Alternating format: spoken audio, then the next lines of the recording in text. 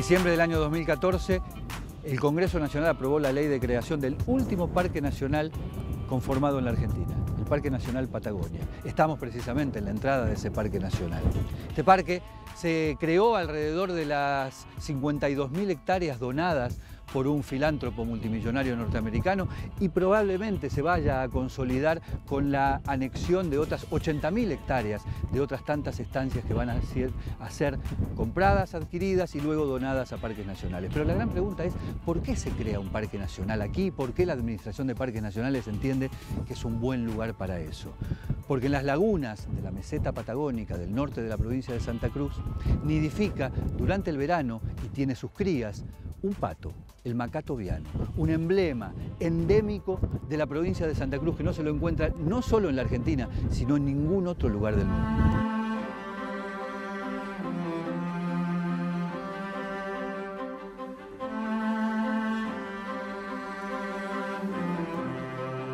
Nos encontramos arriba de una de las mesetas de la provincia de Santa Cruz, la meseta del lago Buenos Aires se la conoce.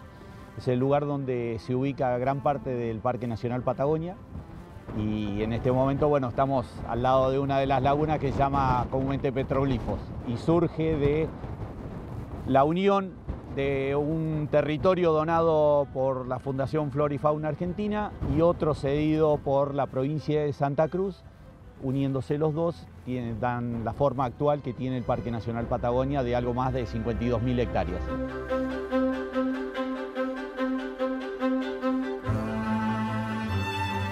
La meseta y el Parque Nacional Patagonia están siendo objetos de investigación por un grupo de investigadores muy importante que tienen como elemento distintivo el trabajo de conservación de una de las aves más vulnerables que hoy está teniendo en una de esas el país, que es el macato viano.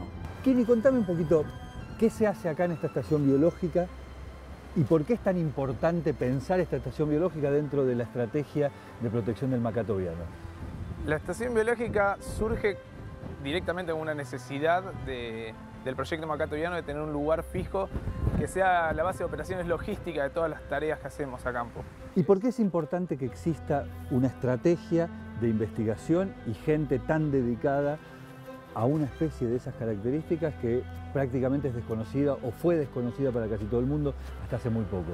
El macato viano hace 25 años atrás tenía una población 80% más grande. Es decir, que tuvo una caída poblacional del 80% en 2 décadas, nada. Entonces, bueno, como entidades conservacionistas, como yo también por el CONICET, nos planteamos la necesidad de tener que resolver esta macana que se mandó el humano. Y bueno, y nos pusimos a trabajar. Por eso es necesario tener un lugar como la estación biológica, más importante aún, que está al lado del Parque Nacional Patagonia, que fue creado casi exclusivamente para proteger estas últimas poblaciones del macato viano, en la meseta del lago Buenos Aires, que era la única meseta que descubrimos que realmente tenía las poblaciones casi intactas.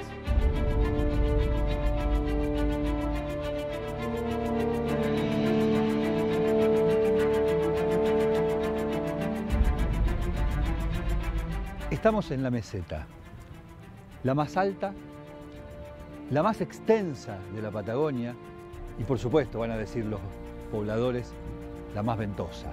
Se observa, ¿no? Esto es parte del Parque Nacional Patagonia, uno de los ámbitos a conservar, a proteger, por la fauna, por la flora, por el ambiente, por las lagunas, que ahora vamos a ver, nos vamos a dirigir hacia ellas, donde nidifica durante el verano el macato viano, pero también por eso que se ve allí en el fondo, que es obviamente un glaciar, con algunas características. La primera y fundamental es que es el único glaciar extraandino que hay en la Argentina.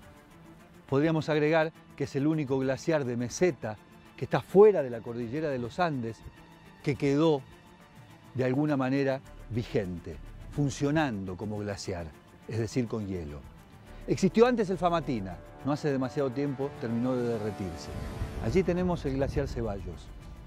Es parte de lo que hay que proteger, aun cuando no esté dentro del ámbito exacto del Parque Nacional, pero sí es aquello que preserva un valor, porque de allí viene el agua dulce. Piensen en el glaciar. El Famatina desapareció. ¿Qué vamos a esperar?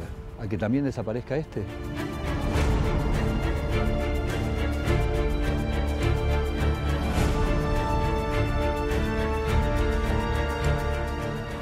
estamos en una laguna que se la conoce comúnmente como Laguna de los Petroglifos por la gran cantidad que tiene de estos grabados. No son pinturas, sino que son grabados en la pátina negra de esta roca volcánica, que eso es mucho más difícil de hacer.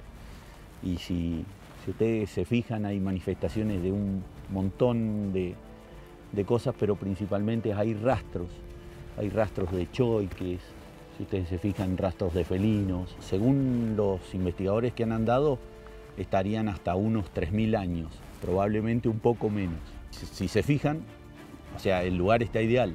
Veníamos caminando recién con un viento impresionante y acá estamos recontra reparados. Es un lugar ideal para que ellos, quienes estuvieron, hicieran esta manifestación de algo mientras se refugiaban, se protegían del viento y tienen la salida de la laguna.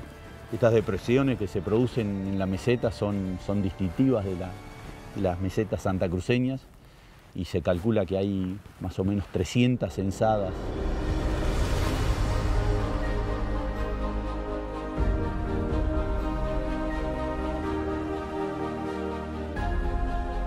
Esta es la estancia La Ascensión. Estamos en un punto más o menos equidistante entre Los Antiguos y la localidad de Perito Moreno, en el norte de la provincia de Santa Cruz, sobre la cordillera, prácticamente sobre la cordillera.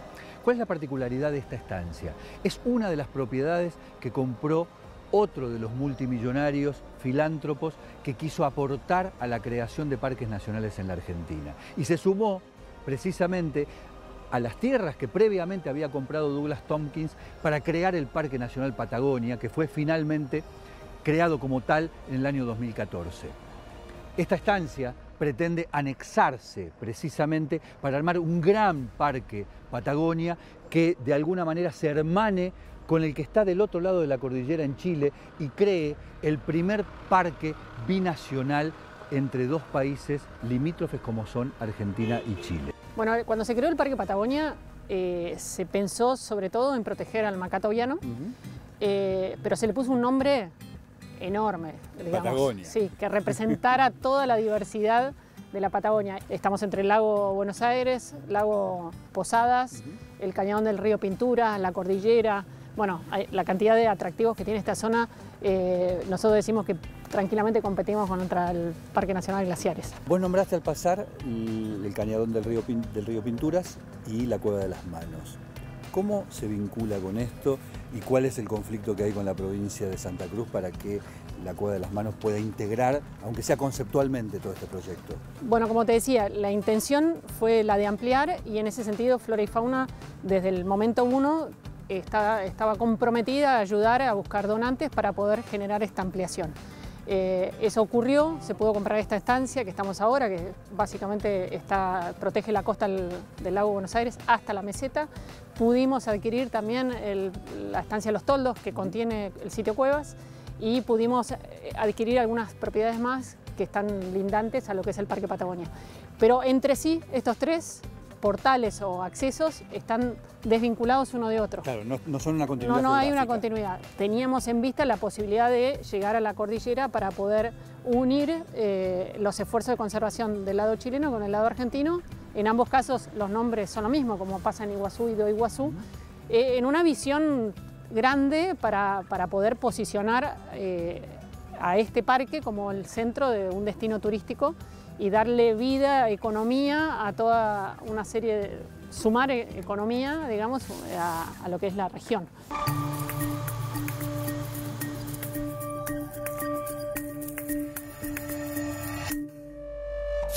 Eso que ven allí enfrente, esa cadena montañosa con ese pico en forma de pirámide, es Chile. Ese lado de Chile, precisamente, está protegido. Es una reserva que se va a integrar a un inmenso parque nacional con el objetivo luego de colindar con un parque nacional del lado argentino, el Parque Patagonia. Esta zona de la Argentina que ustedes ven aquí, presuntamente debería estar protegida y debería ser parte justamente de ese gran parque binacional, pero no lo es todavía. Está proyectado para que así sea y para que se integre a un área protegida binacional con Chile. ¿Qué es lo que ocurre que obstaculiza ese proceso? Intereses sectoriales, nimios, casi insignificantes, pero lamentablemente, en términos de política, poderosos. La sociedad rural de la provincia de Santa Cruz decidió obstaculizar este proceso, oponerse a que esto sea un parque nacional con argumentos verdaderamente muy poco comprobables respecto de la producción ovina de la provincia. Solamente el 2% de la producción ganadera de la provincia de Santa Cruz se desarrolla en este área. Por ese 2%, los ganaderos, los que son denominados ovejeros de esta zona, se oponen a que esto sea un área protegida. ¿Se justifica eso? ¿Se justifica que un interés sectorial quede por encima de un bien común? Esta es la discusión que está planteada y lamentablemente todavía hoy en la Argentina los intereses sectoriales mezquinos y sin mucho fundamento para una zona que potencialmente podría ser turística y dar muchísimo más trabajo, se benefician, prosperan y siguen poniendo escollos a una política de Estado.